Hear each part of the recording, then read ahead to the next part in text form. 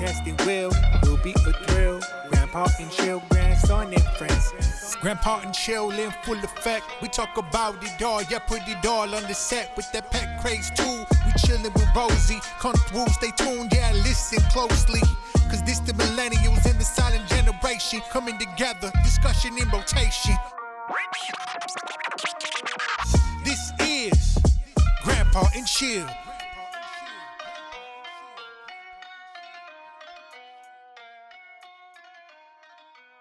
Version, who cares? No, even the short version's long.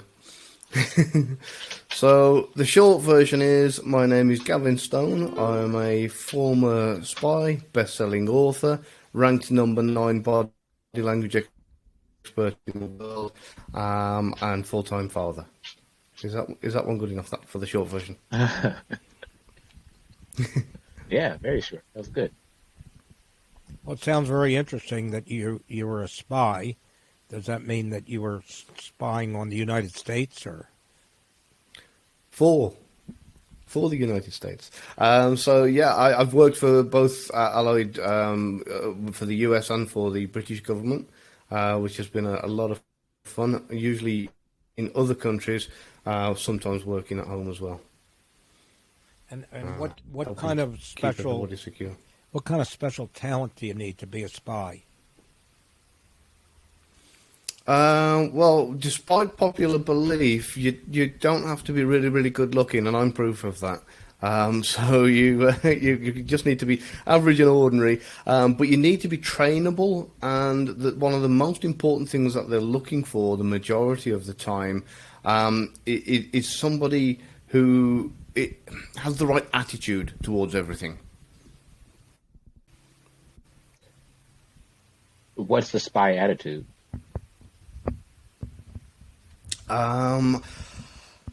It's an attitude of, we can get this done, no matter what you come against, no matter what obstacles come up, no matter what happens, no matter what you're faced with, you have to find a way to make it happen.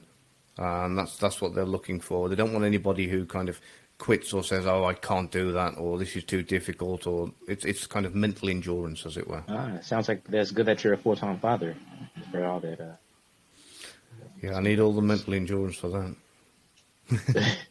Were you a father first and then spy, or were you spy first and then got you ready to be a father?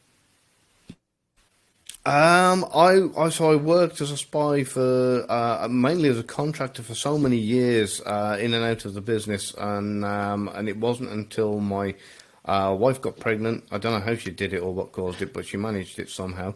And after that, I started taking kind of less serious contracts and spending more time at home.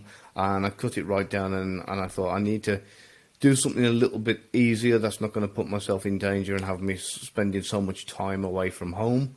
So I decided to go into the kind of teaching and training aspect of it, and I'd teach like new recruits in things like covert surveillance or covert method of entry, escape and evasion, that kind of thing. And then we kind of it went on from there. And as I went through the world of teaching, I heard time and time again, "You write a book." And that was what got me into, decided to get me into the world of becoming an author. Do you work for the British government? Not anymore. So I've worked for both British and US intelligence agencies, and I've worked for private clients as well.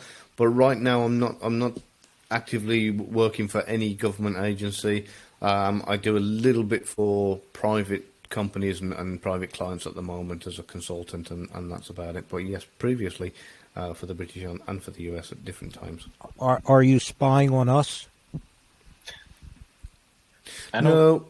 And so there's also... Oh, go on, sorry. No, it's sorry. just the questions that Grandpa are asking is just funny because I was like, you be an awful spy if you were like, this is who I work for. And Yeah. and of course I'm spying for you. That's hilarious. I love it. No, that's it.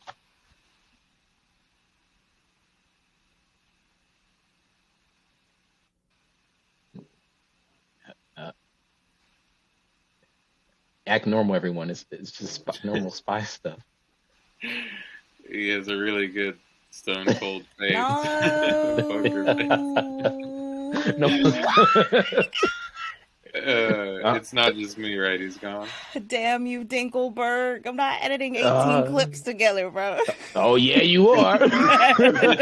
Hey, Fuck. I don't know what Man, happened. maybe StreamYard is good. I was identified. I think that might be my internet connection. My end. He It's, was like, "Oh, you it's dreadful here in England. The internet. Grandpa."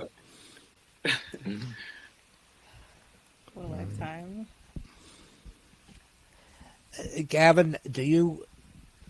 Maybe this is not a proper question to ask, but do you Gavin's lean right gone, I think. or Do you No, see him? Gavin's right or Oh. left?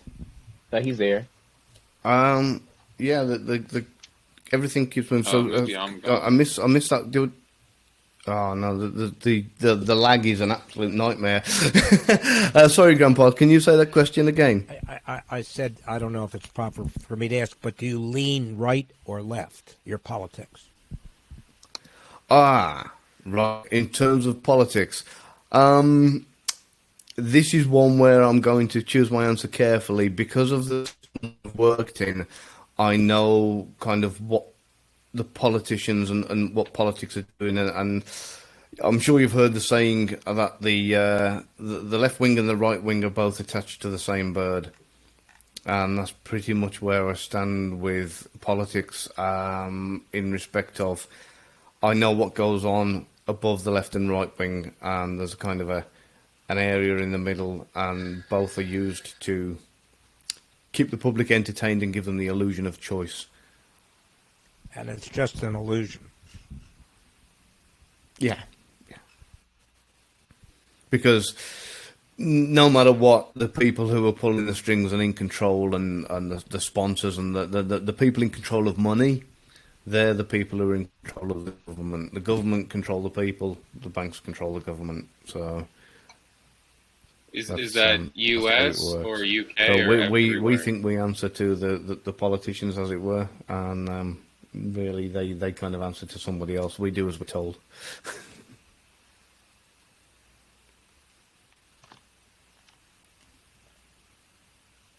Is this catching up guys hear with me? the recording?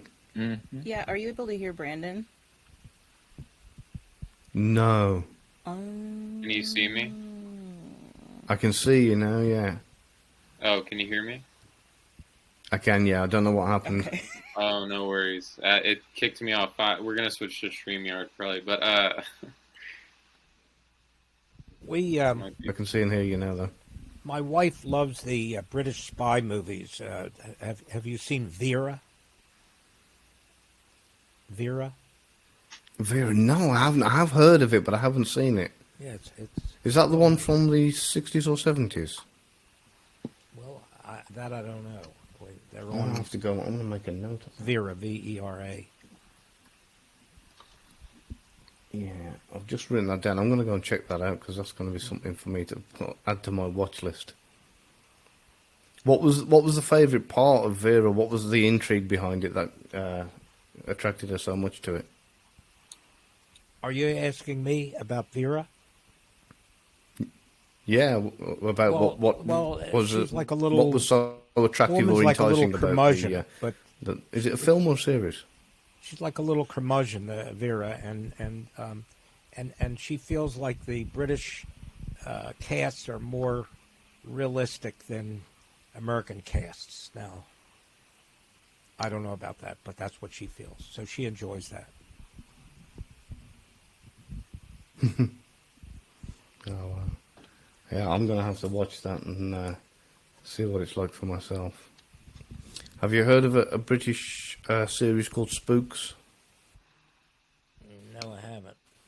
But I do listen to BBC a lot, but no. That's an older one. No. Right. That's not so bad. There's a new one out now called Slow Horses, which apparently a lot of people are raving about and saying it's very much true to life for the old school spies. So I've watched the first episode and it looks quite good. Can you hear me now, Gavin? I can't see you, but I can hear you.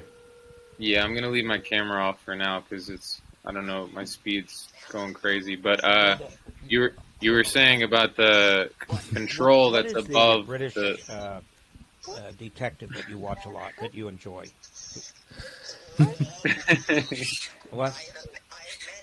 Well, which one do you watch a lot?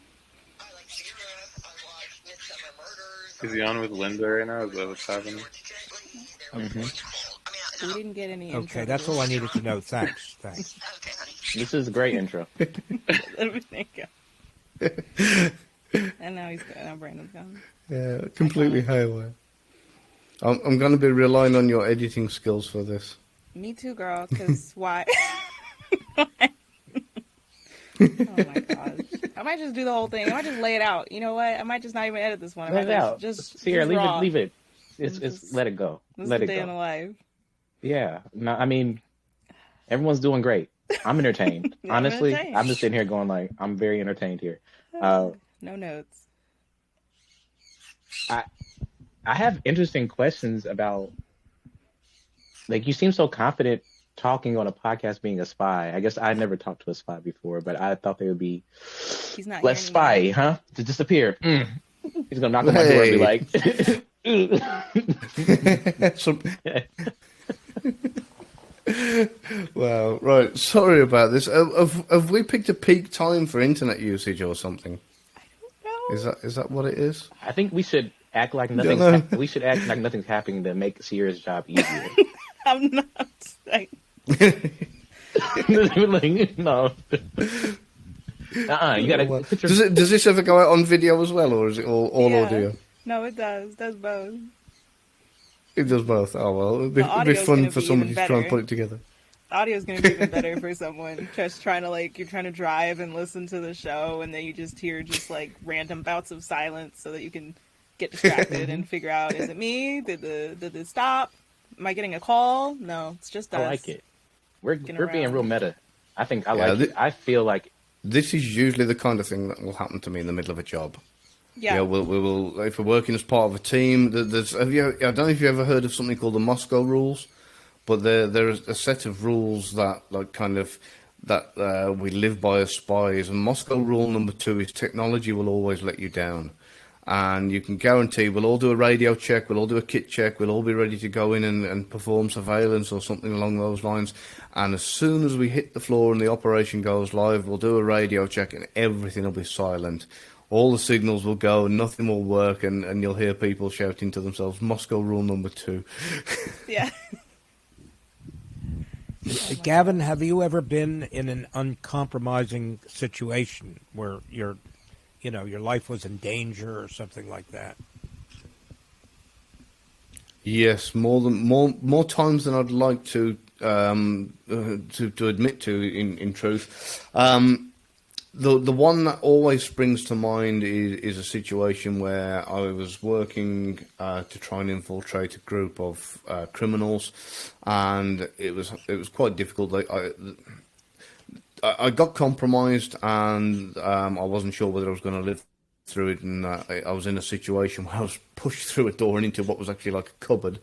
The guy grabbed me by the throat and he had a knife, while the other one was on the phone to the boss, and he was asking, shall I kill him?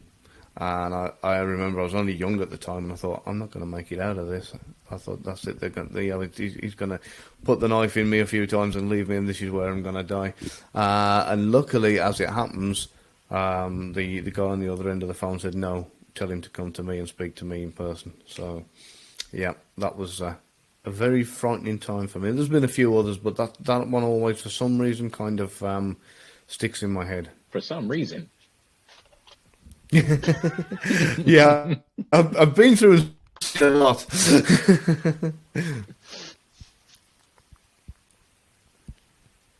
Do It's you been a lot get of fun over the involved? years. Do you get more involved with criminality or with what am I trying to say, espionage, or protection for the governments of a country, or more for common criminals, or what type of spying? Yeah, so it can be a little bit of all sorts. Yeah, so of course, in the kind of murky world of espionage, there are some really unsavoury characters, and in order to meet the kind of people that you want to get in touch with, sometimes you have to use what's called an access agent. And that is somebody who you might not be able to get directly introduced to a particular crooked politician or an oligarch or somebody that you want to get into contact with. So you might have to kind of work your way up the chain and start with a criminal element that will then lead you to, the crooked politicians and come in that way. So, you do get kind of a mixed bag of nuts with it all. And usually where there's, either crooked politicians or crooked oligarchs.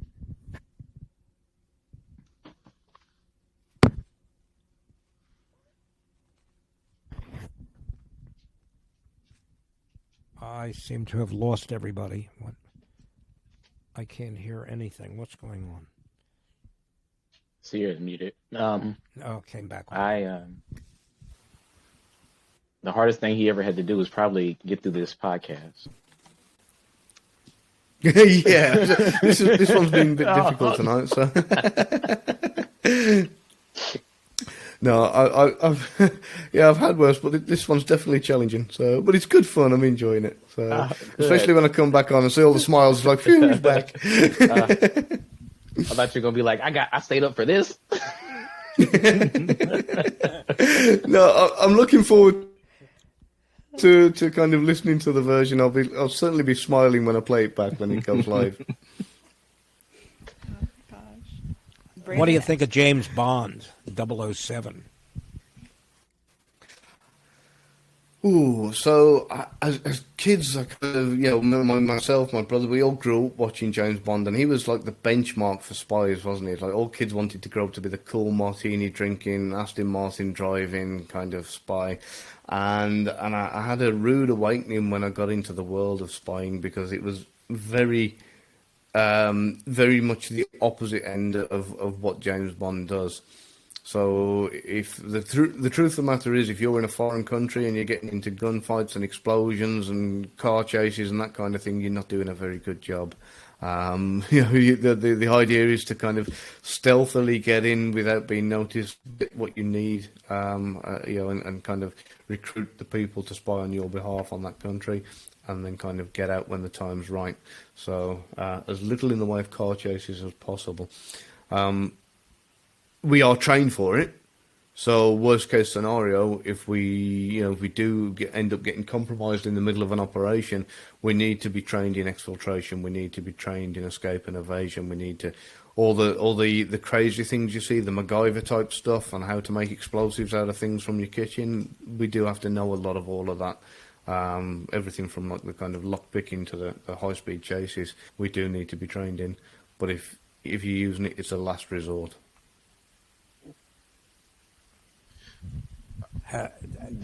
Is there much difference between being a spy and being, let's say, a detective that the wife is checking on her husband? Yeah, funnily enough, that's where I started. I actually started on the kind of the private detective side of it, and the very kind of bottom. I didn't get recruited in the usual way. Usually spies are recruited directly from college by like a talent spotter, and they're taken straight into training from there. Me, it was a different story. I started off working as a private detective, and that ended up me taking on all different types of cases, including marital investigations. And I went through learning surveillance and learning the bits and pieces that I needed to know. That had me working my way up the ranks until I ended up getting into fraud investigations on behalf of the government. Then just by chance rubbing shoulders with the right people, ended up eventually building its way into intelligence. And when I got into intelligence, again, I was starting at the very, very bottom of the pile, doing the really, really, the jobs that nobody else wanted to do, and then managed to work my way up a little bit. And so it was not the usual track for me, but differences and similarities though. Differences, you handle things differently, and you're going in a different line of attack. So with a private detective, you're goal is to kind of find out, say, if a couple or a married man or a married woman is cheating. Once you've ticked that box, you then come back, you give your report, and you say, there you go, job done, yes he is or no he isn't. With human intelligence gathering, it's very much the opposite of what you see on telly. With a lot of the movies, they tend to say, oh, you're going to get in, you're going to open this safe, and you're going to steal the code, and that'll save the world, and that's it, mission impossible, job done. And in reality, it's not one singular thing you want. When you recruit an asset, you want to keep them in position, and you want to keep getting as much information out of them for as long as possible. So rather than having like one single objective, you're having more and more and more information constantly, as much as you can get out of the asset. Sometimes running several assets at once as well. How do you usually find jobs or get jobs? I was very lucky. I had a really great broker. He's passed away now, unfortunately, but he was a wonderful man. I'm not going to say his name on the open there because it could cause a lot of problems. But he was one of a few brokers, and I used to get regular phone calls with job offers from him and a couple of other brokers, which were great. And just building up a good reputation. As soon as you start to get good at something, people realise, oh, this guy's useful and we can use him for something else, and the circles end up expanding. So I was quite lucky there. This is about to sound silly, but there's spy brokers out there. That's classified. He told you he can't tell you any more about it. I swear someone's going to bust into my door and just be like, now the ruling class is it's not us. It's not the internet. It's the ruling class. Yeah. Because I'm like, where does that come from? You just go to like the Sky Broker school and it's like, yeah, like this guy is really, really. There's a lot of money in spying on this one over here. There's a British like Nick Fury dude that just like wears like no one can boots. hear you. No, you can hear me. No. I'm sorry. This is Brandon. I'm so sorry, Sierra. I can hear you. Don't gaslight me. I'm so sorry. Speaking of, you look great. My ice spice. But yes. But no, Brandon, no one can hear you. Not at all, babe. Or see you. I thought about reading your questions for you. I'm going to. We were getting there. I'm assuming your silence is yes. There's a Nick Fury. There's a British Nick Fury wearing those knee-high rubber like fishing boots, whatever he's always wearing, and he just like sneaks into the behind you everywhere you go, and it says, "I got another one, man. I'm telling you, some good money. Telling you." There he is. Okay. Yeah, Brandon, this is perfect for you. This is a lot of good questions that you're asking. It does kind of suck that you're not here, but it's okay. I'll make the interesting questions. Brandon has a lot of cool questions to ask, and I'm gonna ask them for him. That's okay. Yeah, sure. All right. Yeah, cool. far away. His first question is: do you think your skills as a spy would translate to a career in acting? Yeah. Actually, funnily enough, I don't know if you've heard of a series called, I think it was called Bottom, and there was a particular actor in that. This signal's a bit weak. Yeah, there's a particular actor in that, and a friend of mine actually lived next door to him, and my friend was an MI6 officer, and it was quite funny because the actor was annoyed that after the series finished, he had to go to auditions and try to work with everybody else to be able to get a particular part. And he'd be moaning about the fact that, somebody of his experience shouldn't be having to do these silly auditions. In the meantime, my friend from MI6 was in his flat acting that he wasn't from MI6 and that he was just on a diplomatic kind of paper pushing mission, and it was actually nothing to do with the spy agency. And I remember him saying to me, he was thinking to himself, who's the better actor here?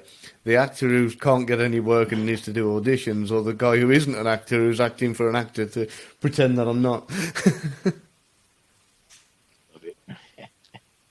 I guess it kind of ties into the next question, which is, are there ever spies who say that they are retired that are actually not retired, but it also but allows them to live in both worlds? I don't think so. I mean, I've not known it as far as I'm aware, because once you've kind of stopped working and you're out, then that's it. You know, if your clearance is revoked and you're kind of out in the civilian world, that's it. And again, when you go down the road of everybody knowing who you are, it's kind of more difficult to sneak into another world, especially, you know, you couldn't go undercover. You know, if I certainly tried to enter another country now under a false name or legend, as it's called, they could quite easily Google me and say, well, this isn't you. So for a lot of people, they can't. There are, however, high-profile actors and actresses, singers and that kind of thing who are given access to famous people, and they have spied on behalf. Wow. Grandpa, did you have a question? I'm sorry. Well, I was just going to say, it always interested me that who was that famous woman cook that apparently was a spy also? Yeah. You know who I'm referring to? A British lady. I think so. I watched Inglourious Basterds, so I feel like I'm really caught up on most things spy related in history. And that's what happened in that movie, right? There was an actor that was also a spy. Have you seen Inglourious Basterds, Grandpa? Yeah. It makes sense to me, honestly, actors being spies and vice versa, hiding in plain sight. You don't think that they're a spy, but they're just acting. Yeah, it's a pretty good idea. They'll generally be used as an asset for the agency. So if you remember, Marilyn Monroe had a lot of ties to Fidel Castro. She was able to go to his home and that kind of thing. So the likes of the CIA back then would ask her to get information or do certain things for them on their behalf. So even though she wasn't necessarily a spy for the CIA, in the terms of an intelligence officer, she would spy on their behalf. I'm going to go transition to Brandon's next question. What do you think of Edward Snowden? Don't have an answer to this. Don't have to answer this one if it's too delicate of a subject, I suppose he says. No, so I'm going to look at it from an objective point of view here, because he thought he was doing the right thing. In his mind, he was doing the right thing. He believed that the American government had a lot of access to, which they do, to things that he thought they shouldn't have, but it wasn't his position or his place to kind of do anything about that. You're hiding, you're given security clearance to do a job. You know, there are procedures and there are protocols to go through. If you don't agree with something, or you think something's been done incorrectly, you can keep going up the chain and get something done about it. You know, and I think what he did, I think, was a cheap effort to make himself famous. Yeah. Because he would have known there are things he could do about this. What do you think of Putin? Oh, there's a long history with Putin. So the American government knew he was going. We knew about him way before he was even a presidential candidate. So we kind of, when I say we, I mean as in the Western world, we have this way, and Russia have their own ways, but we have this way of sending messages to Russia covertly to say we're on to you. Have you ever seen the film The Hunt for Red October? Is that a film? In the film The Hunt for Red October. Yeah. So it's originally a Tom Clancy novel, but when they made the film, they got Sean Connery in it, and they had the two submarines, the American sub and the Russian sub. And one of the guys in the background deliberately was put in. His name was Putin. He wasn't a major part, but big enough for us to say, look, we know about your guy Putin. We know what you're going to do with him, and we know you're grooming him and what position he's going to be for. So it was kind of a way of sending a message over to Russia saying, look, we know what's coming. Yeah. This actually transitions into the next great question from Brandon. The next great question from Brandon is, what is the best spy depiction in all of cinema? I also would stretch it because I'm a reader, and you said you read Tom Clancy. I also will go with books too. If any media in general, what's a pretty spot on depiction? Ooh. I think the recent ones, So I.S. Berry from CIA, she's brilliant. She's just done one called The Peacock and the Sparrow. Now that's great, but it's more looking at the kind of the mindset of a spy and what they're going through emotionally. The story's absolutely great as well anyway, but it actually puts you in the world of what it's like to be a spy. You know, the thoughts and the feelings, not just the bang and the car chase and the glorified You side said of it, that but was the actual that was deeper what emotional again? side. I'm sorry. What book? What was that? It's called The Peacock and the Sparrow. And that's a movie or a book? It's a book at the moment by I.S. Berry. Okay. And she's female ex-CIA operative, but she's written a male protagonist. But really, really brilliant book. And then if you want to go to the a look at the British side of things, then there's a friend of mine from MI6. He's using the pen name Charles Beaumont. It's not his real name, but he's used the pen name Charles Beaumont, and he's just done a book which is called A Spy Alone.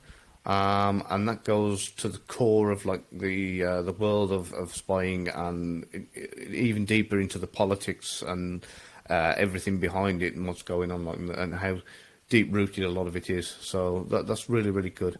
That's a great book. So those are very realistic kind of books. If you want something which is crammed with all the action and the tradecraft, then this is me giving a shameless plug to my own book. So my own fiction novel was one called The Unforgiven Spy. There you go. That's the cover on my cup. But The Unforgiven Spy, I've deliberately crammed it with tons and tons of spy tradecraft, like absolute masses of it. And I released that about a year ago, and I'm just working on part 2 now. Ooh. So part 2 should be out in the next few weeks. All this media talk about the spies and this talk in general has got me really excited to dive in. I personally can't see you on the screen, so I don't know if the viewers can see you, but go ahead and keep saying that book a couple times so we can hear you, because I'm really interested into reading this book. And I'm not saying that everyone that comes on here has books that aren't great, but I particularly am in a detective mode right now of reading, so I think I wouldn't mind checking out one of these books. Yeah, so I.S. Berry is The Peacock and the Sparrow. The one by Charles Beaumont is called A Spy Alone. And then my own book is called The Unforgiven Spy. And that's the one that's crammed with tradecraft. So that's The Unforgiven Spy. What I'll do, I'll put it in the chat. Yes, please.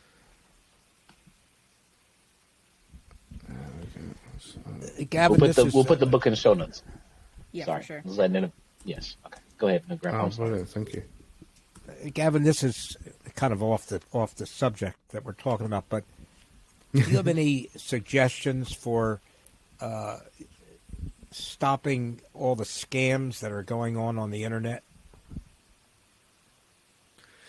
Oh, they are getting worse by the minute, because more and more people are kind of wisening up to what's going on with the internet. But the scams are becoming more and more sophisticated, especially with the use of AI. So the only thing I can kind of advise for the majority of people is to just double check and confirm everything. If you get an email from the bank, go into the bank in person and say to them, did you send this email? If you get a phone call from somebody and they're claiming to be a relative and they need money, say, hang on, I'll call you back. Hang up and then call them off a different number on a phone that you know is theirs, and speak to them directly. Whatever you get, even if it's a text message, and people are doing it all the time, they're sending random text messages and it'll say something like, hi Dad, I'm really, really stuck, I need you to send some money to this bank account now to help me out. And, of course, it's not really their kid, and people end up doing it all the time. They end up sending money and all sorts of things. So just stop, take a breath, don't let your emotions override your thoughts, take a breath, and just double check and confirm everything. I get hit every day with scams, and I'm just wondering why the governments can't get together and stop it. why governments Yeah, can't.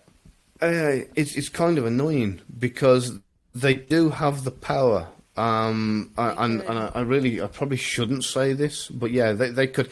And I'm sure there's a lot of people. We've probably posted something on social media, and within a few minutes, it's been taken down, and they've said, "Look, that's against our community guidelines or standards or whatever." Or it's happening all the time. If they can stop somebody posting on social media, then they can stop these scams. The truth of the matter is, they don't want to. It's too much effort and too much cost for no reward for them. So it's a sad truth, but it could be done, but it would invoke a cost. So, and it really is a shame. It's something I could go deeper into. In fact, if you get onto my YouTube channel at some point, I generally bring in people from the intelligence community. And what I do is I get different people to talk about tradecraft and things from the world of spies. And there's one I did on there with a guy called Peter. He's former CIA, and it's all about cybersecurity. So, please jump over to the YouTube channel if you get a chance. What's your YouTube channel again? That. And there's Gavin Stone, author. Thank you. So I get people on there from the spy community every kind of week or two, and we all talk about the stuff we've done in the field and probably things we shouldn't talk about, and kind of put it out into the public and wait for somebody to scream at us. I was kind of wondering, you seem so okay with talking about all of this spy stuff. So, are you okay? Yeah. So, what I do is, for me, I've just got a simple ethical rule. Am I putting anybody's life in danger? Am I compromising national security? If the answer's no, then I will talk about it. The truth of the matter is, when it comes to tradecraft and training, that is not top secret. There's no kind of protection over the intellectual property of the majority of that. I can talk about experiences I've done and things, countries I've been to, operations I've done, as long as I don't give names and details, times, dates, that kind of thing, that are going to either compromise an ongoing operation or somebody who's still feeding us information, that kind of thing. Then yeah, it doesn't put anybody. If I say, we went on this operation once and it all went totally wrong and we all got drenched in the rain and it was awful and it was, one of those things we'll look back and it'll be funny. Nobody's in any danger. But if I turn around to you and say, right, there's a guy called Sergey, who's an ex-Russian kind of government worker who's a defector and he's living at this particular address in this street in this town, then all of a sudden that guy's life's in danger. And that's something I wouldn't do. Okay, cool. Brandon's next important question, I at least think is important, is can you do an American accent? I have done in the past, but I don't think I do it very good. Let's see. Let me give it a try. Any particular part of America, or is it any American accent? Yeah. Oh, you know that much? Okay. Let's see. Yeah, we'll go any. Anything. Go ahead, give us. We'll go any. Let me think. You've got me on the fly, so I guess I could be around here a couple of times a day and probably think about being in America. I don't know. What do you say? Okay. It's more glitchy. Will that do the job?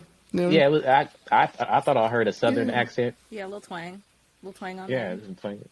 Yeah, I was going like the Alabama way, that kind of thing. So I can never do a New York accent for some reason. My cousin does a really great job of a New York accent, but I really struggle with that. I don't know why. I'm terrible at all the accents, so it's okay.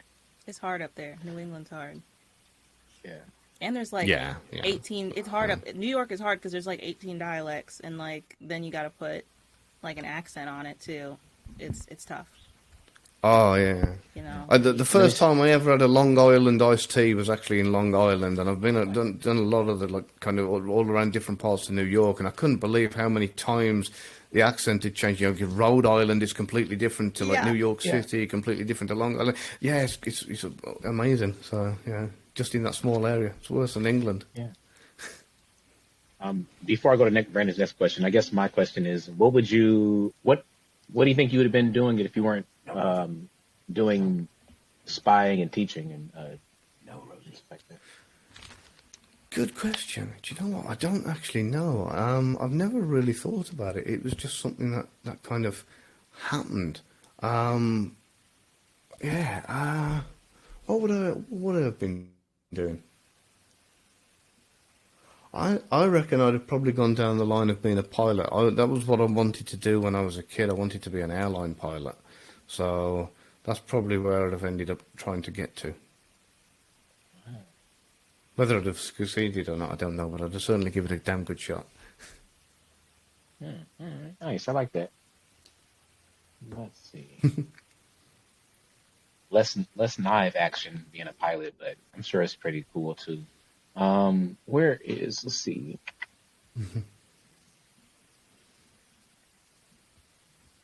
Okay. I'm skipping that question, Brandon. You entered another country with a false passport. I think. All right. Not only have I been into another country with a false passport, I've even gone into countries with no passport surreptitiously. So there you go. That answers that question, but I won't tell you which country and when. Yeah, no snitching. Yeah, there's No self-snitching, first of all. Exactly. There's no reason to put yourself in that situation. I have a question. Is body language bullshit? And what separates bullshit body language from the potential real actual body language? Forensics. Okay, so the BS body language people are the ones that read a book and think they know everything. And if you want to know how to tell the difference between one and the other, it's quite simple. There's no body language dictionary. Okay, and what I mean by that is you can't have somebody turn around and say, he folded his arms, so therefore he's being defensive. Right. It doesn't work like that. There's not one action equals one thing. So the way it works with body language, you have to get a baseline of somebody and how they act in a normal scenario, a normal situation. As soon as you know how they are normally, that's when you can tell apart when something's abnormal, it stands out more. So for somebody who normally folds their arms all the time, that's not anything out of the ordinary. But if somebody doesn't fold their arms all the time and then they do, and there's a cluster of other verbal and non-verbal communication signals that are red flags, that's when you can look and say something's wrong, something's different. Yeah. And that's basically how you tell. Okay. Could you still, is there like Brandon says something about you probably do make a killing at Texas Hold'em. If I was owner of a casino, I just wouldn't let you in. Is that ever happened? Yeah, I can't go to Vegas. Thought, right? Yeah. I'm.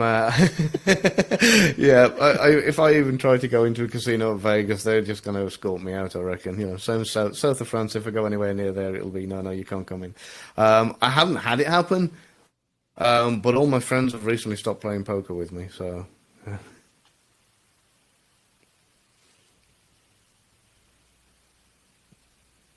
Grandpa, do you have any more questions? Well, is there a school for spies? There are training camps. So you've got over in the US, the most famous one that most people know about is the one that's nicknamed the Farm Camp Area, or sometimes called Camp Swampy, which is what the CIA use for their first kind of getting everybody in through what would be known as the basic training. And that teaches you all the elements of what you need to know about spying for the CIA. From there, it will depend on what area you're doing and where you're going to go and where you're going to be based and that kind of thing. So if you're working counter-terrorism, for example, you probably go to a place called the Point, which is Harvey Point, and that's where you'll do your kind of your advanced training in that specific kind of discipline. In the UK, it'll depend on which agency you're working for. So if you're working for MI6, there is there's a place. So the official name is something like Training Centre Number 1 or Number 1 Training Centre, which is Fort Monkton down in Portsmouth. I think I can say where it is, but basically you go down towards the golf course at the end of the peninsula and you drive over the bridge and it's there. You can't miss it. Nobody will get onto it. I've actually flown over it in a helicopter. It's like a weird shape at the end. So you do your training for MI6 there. There's a classroom in London not far Vauxhall Cross where they do some other training, and then the kind of the field skills are also taught up in Cardross in Scotland, which is right up the very top of England. So that's for MI6. For MI5, it's all pretty much done in house, and yeah. So and each, whether it's GCHQ, MI5 or MI6, you'll do what's called your IONEC, which is a intelligence officer new entry course. If it's MI6, you'll generally finish that off, go into a foreign country, where you'll do a kind of a simulated operation, shall we say? Wow. Skill set wise, what do you think is your best, and what do you think is your worst? And this is a question from Brandon. All right. That's changed over the years. So I used to be absolutely brilliant at picking locks. I used to be so quick at picking locks, and it didn't matter what kind of lock it was. I could pick it and bypass it. And as locks and keys and everything have changed and they've become a little bit more difficult, and you need all different types of picks, it's become a little bit more difficult, and I'm not as fast as I used to be, especially the code locks. Wow. Can still do it, but a little bit rusty. Shooting, better with a pistol than a rifle. Sadly, that's a sad thing to admit, but it's true. At the moment, I would probably say elicitation is probably one of the areas that I'm better at. Why do you say it's bad that you're better with the revolver versus the rifle? I think it's just something that most people find rifle shooting pretty easy in comparison to pistol shooting. But because of the kind of work that I've done over the years, a lot of it has revolved around, you know, if I'm going to be carrying a weapon, it needs to be something smaller and easier concealed, like a pistol. Yeah. It's very rare I'll use a rifle, so very rare I've practiced with it.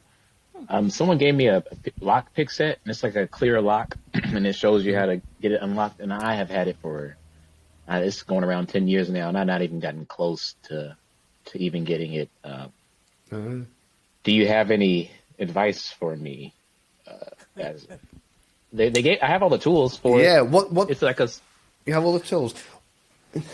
So which way are you trying to do it? You're trying to do it with a rake or a single pick, or do you know? No, yeah. Well, they gave me a whole set of them. I've been using like the single pick, I guess, for it, and I'm just not having any. Yeah, so, I'm not even getting close to finishing it or getting even close to getting any damage done.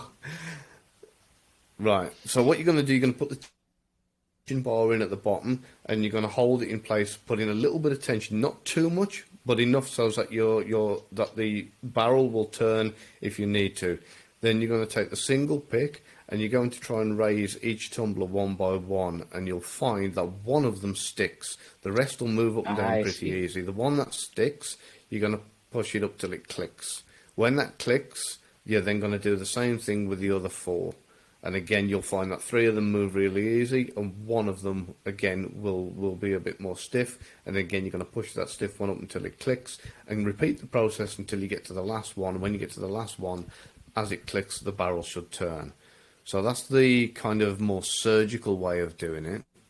And then you can do a different method where you put the tension bar in again, you're turning the tension bar slightly, not too much pressure, and you're using the rake instead of the single pick, and you're going to move it in backwards and forwards, and you change the angle slightly, just like you're brushing your teeth, but changing the angle as you're going it.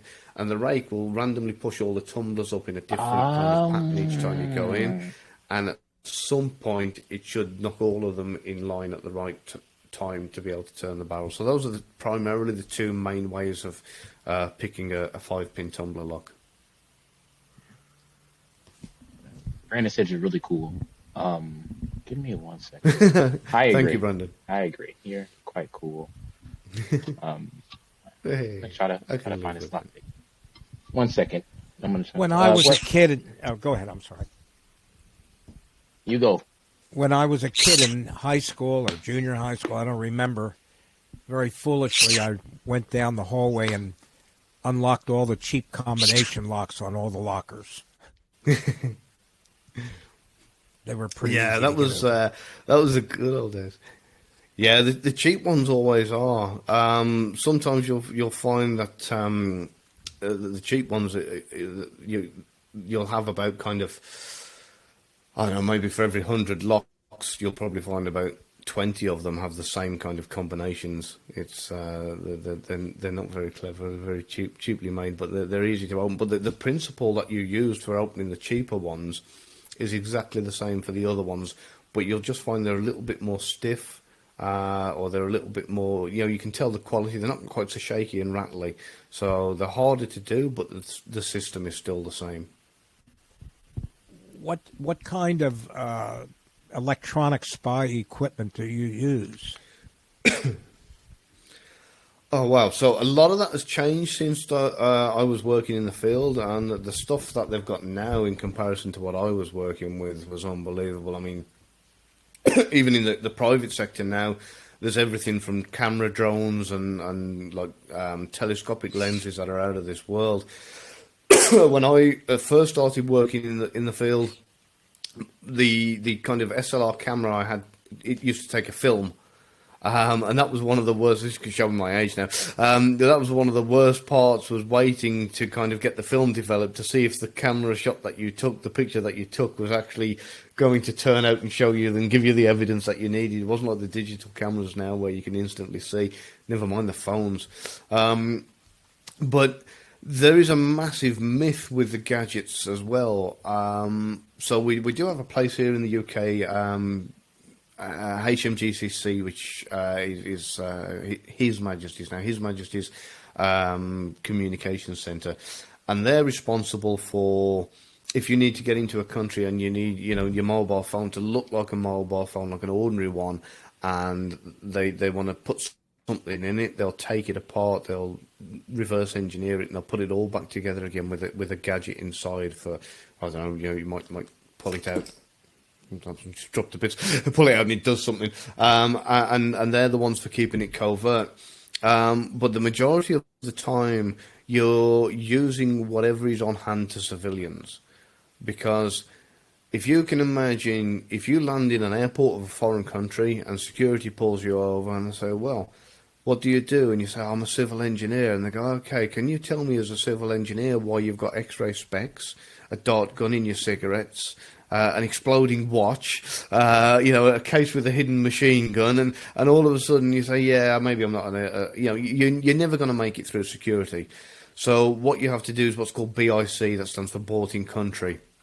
And you get through security at the airport with nothing other than what a civilian of your kind of cover would have on them. When you get into the country, that's when you have to get things and use whatever is available to the general public within that country and improvise and make your own gadgets out of whatever you can find. Wow.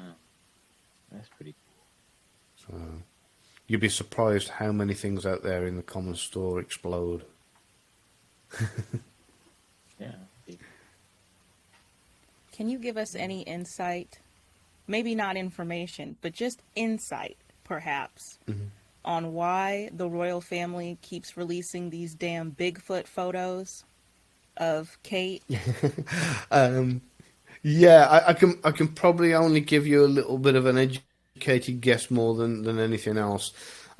Usually what happens is if somebody's been in for surgery, or whether it's like cosmetic surgery or that kind of thing, and they don't want to be seen in the public, they kind of have to put something out there just to appease the general public. Unfortunately, it's turned into a little bit of a witch hunt.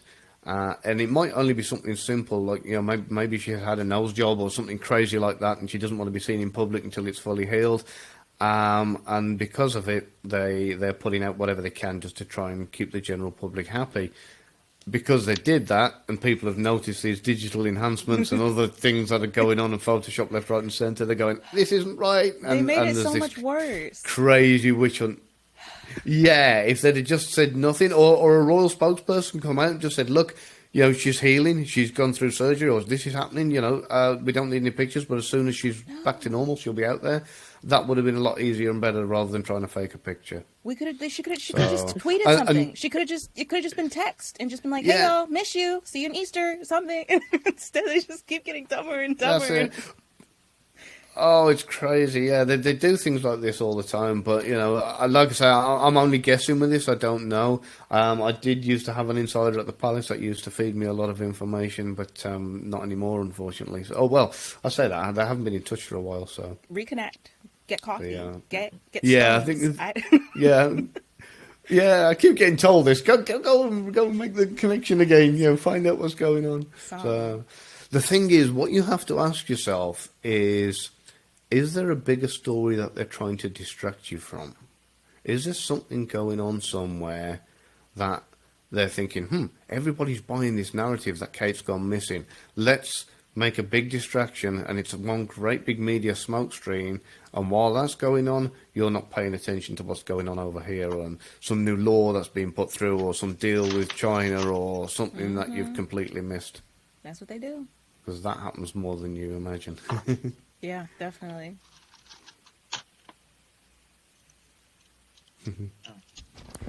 Have you found your lockpicks? Yeah, I've been looking I got so many lockpicks. Oh my god. This is a lot. Okay. Yeah. All the picks are different? And all the picks are different. And actually too much for me. It's usually like now that I don't really know which one to use. I've been trying all of them over the years, and I've just been like, we're breaking into boxes. I will send you a video later that I use on my training course. So I'll send that over to you, and that'll teach you the method to kind of pick it. And then there is something when it comes to padlocks. I really need to be careful. When it comes to padlocks, there's actually an easier way that you can get into padlocks rather than using picks, and that's something called shims. And they're like a small curved piece of metal with two little handles that go down the inside of the shackle, and you slot them in the body of the lock, and it pushes the working parts back, and the shackle will pull up. It's not these two, right? It takes way too long. You can open it. No. That's your tension bar. The one with the Okay. Show me one of them. Yeah, that one's your tension bar. So that one goes in to turn it. You got two different tension bars there.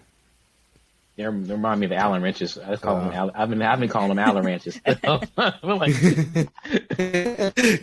So your Allen wrench is your tension bar. So that's the one you're going to put in to kind of try and turn the lock.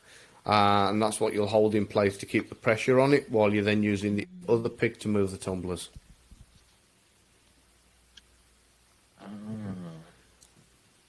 And there are so many different. Those picks you've got there are for standard tumbler locks, so you can get wheel picks for opening your mortise locks. You can even get there's one which looks like a screwdriver, like a big ratchet style screwdriver, and that's for opening your tubular locks. You know what I mean by the tubular locks with a circular key. Yes, yeah. That a lot of. Yeah. So they're more common now. They're one of the easiest in the world because you just loosen it, reset it, tighten it back up again, and you just wiggle it over the circular lock until it turns, and when it clicks, you just open it up, just turn it like a screwdriver, and it opens the lock.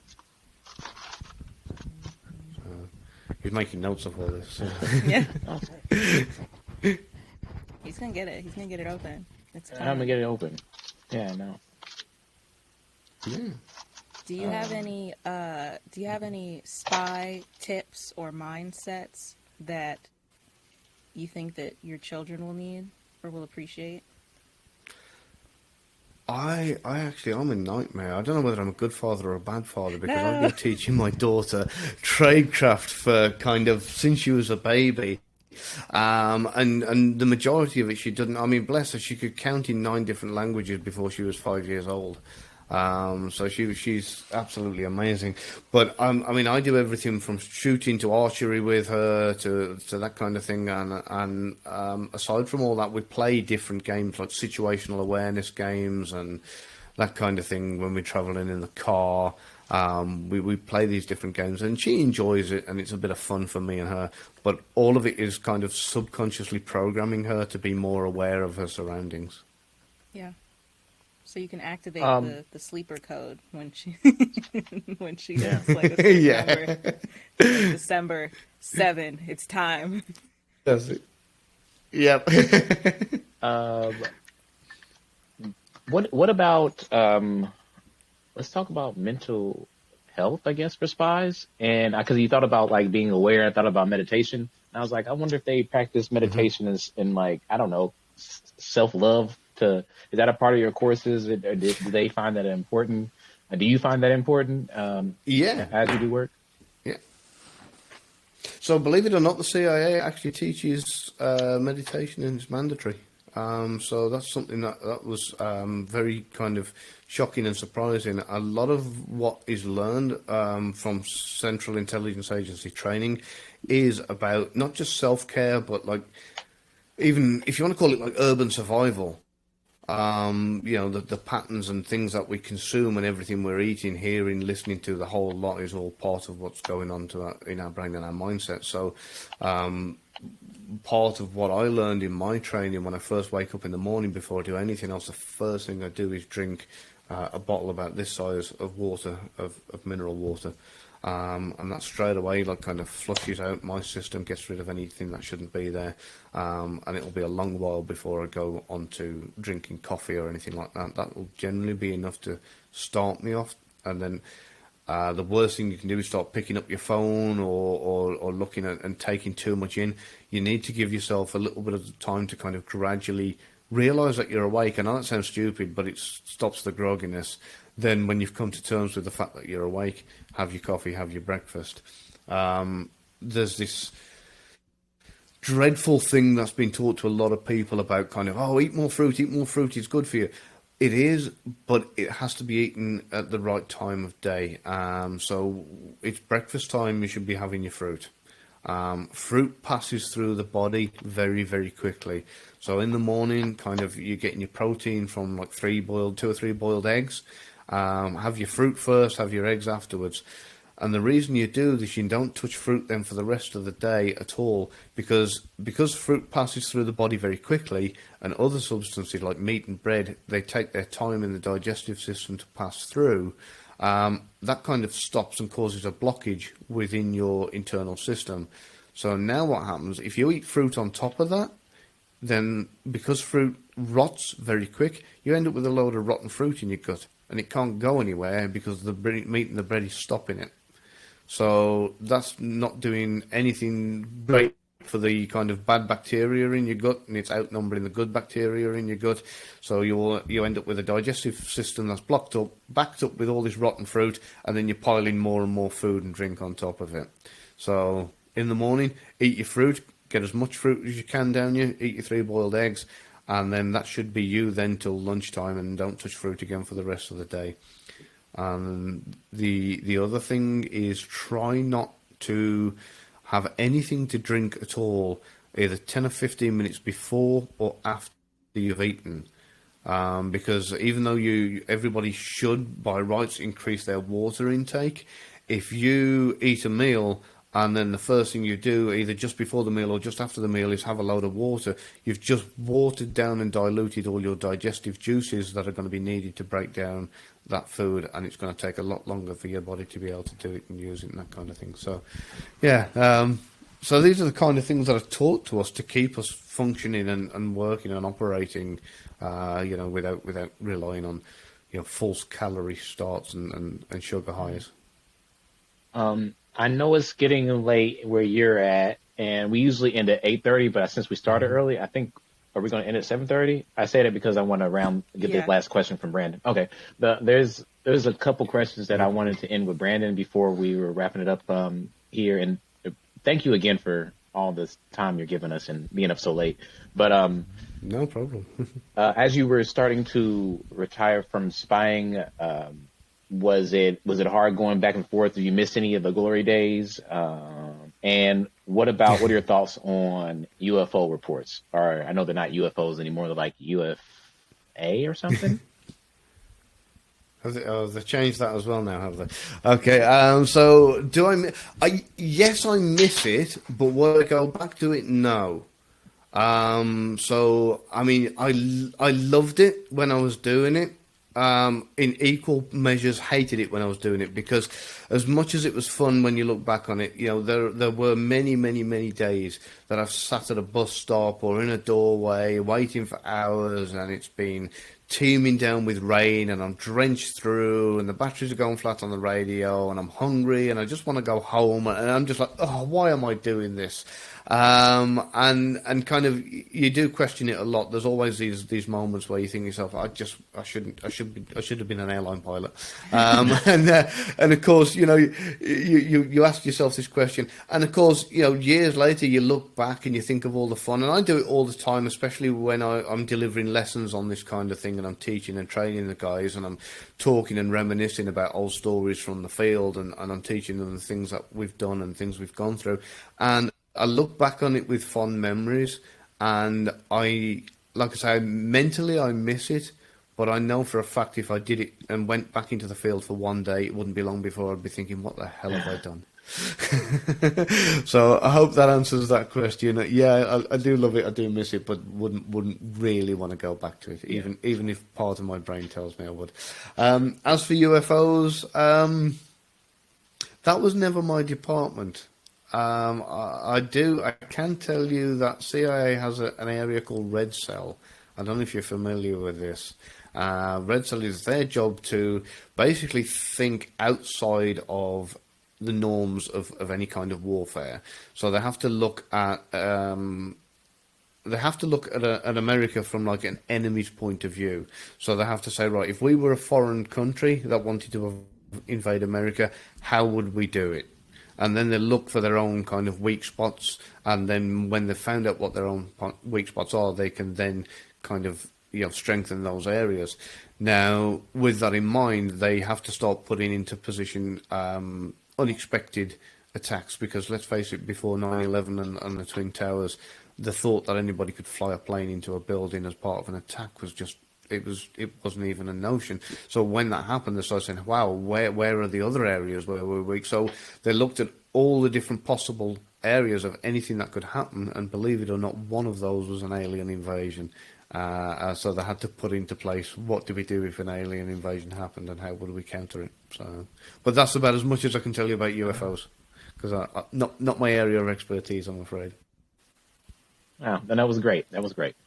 Well, as we're wrapping up, we usually try to do a, what is it? Final word things. What do we say at the end? What is it? Last thoughts. There it is. Not like I've been doing this for 2 years. Last thoughts is what we usually do.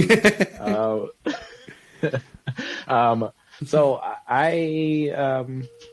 I'll get kicked off. My last thoughts are, I really enjoyed this so much, and it just seems so relevant to what's going on right now, for at least for me, because I've just been like, I don't know, just investigating things and following and just doing stuff like that. So it's cool to and reading stuff like that. So it's cool to have you come on the show. And man, what a MacGyver Renaissance person, probably can do a lot of everything.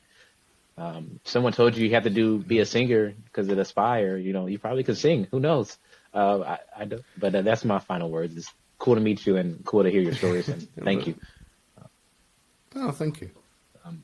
Grandpa, do you have any final words? It's something.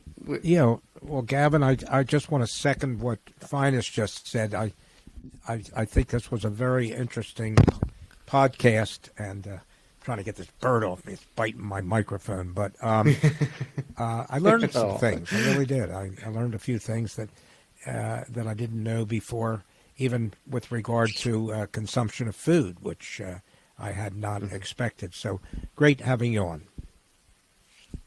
Oh, well, thank you. It was enjoyable, Grandpa. And you asked some very thought-provoking questions as well, which was great.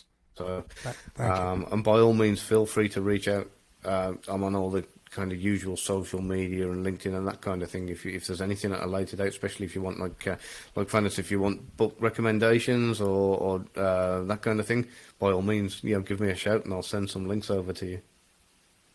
Yeah, I will. And it's been 4 years we've been doing this show. I thought it was 4 years. Time flies when you're barely there. Yeah, so you got time to get used to it yet, then. You still kind of figure it out. Still learning. Yeah. Sierra, did you have any final thoughts? What a hoot. What a hoot. Thank you for coming, Gavin, and thank you for bearing with us and bearing witness to just another technologically flawless podcast episode. This is one of our better episodes, not gonna lie. And as far as everything working. And we're going to throw some thoughts and prayers. If you're watching this, throw some thoughts and prayers in the chat for Brandon and his computer. And just thank you very much for coming. Yeah. Do you have any last thoughts, Gavin? And last, your book, please, go ahead and punch that book in there, your YouTube channel, and then anything other last thoughts you have. But yeah. Well, thank you for having me. It's been absolutely wonderful. You've been great hosts, and it's been enjoyable. The technological errors and blips, excuse me, probably made it a little bit more fun. I've just had something landed. Typical. We've had it all thrown at us tonight. But yeah, thank you for a brilliant and entertaining night. It's been enjoyable, and please do check out my book if you like the world of spies. Then it's called The Unforgiven Spy, and the YouTube channel. Like I say, if you just type into the YouTube search bar or Gavin Stone author, and I get different guys on from the world of spies, Russian spies, American spies, English spies, and we all talk about our stories and things we've done. So again, it'd be well worth coming and checking that out. All right. And then I guess I'll read Brandon's last thoughts. I'm going to do my American accent. I want to apologize for the connection delays on my end. Maybe we can do this in a year or something on StreamYard. I loved having you on, and please tell me all the links and such that the audience should know. And what's your last thoughts, Gavin? You already did that. We got Love you, Grandpa. Love you all. Yeah, well, See thank you very month. much, and I promise you I'll send you the links, and I'll put them in an email to you. Is that Brady? Podcasting with Grandpa Bart and Rosie, always on his shoulder. This is Grandpa and Chill. Grandpa and Chill is brought to you by your hosts, Brandon Fox, Bart Frank, and Phines Jackson. Our producer is Sierra Doss. To watch and listen to full episodes of the show and follow us on social media, visit grandpaandchill.com. That's grandpaandchill.com.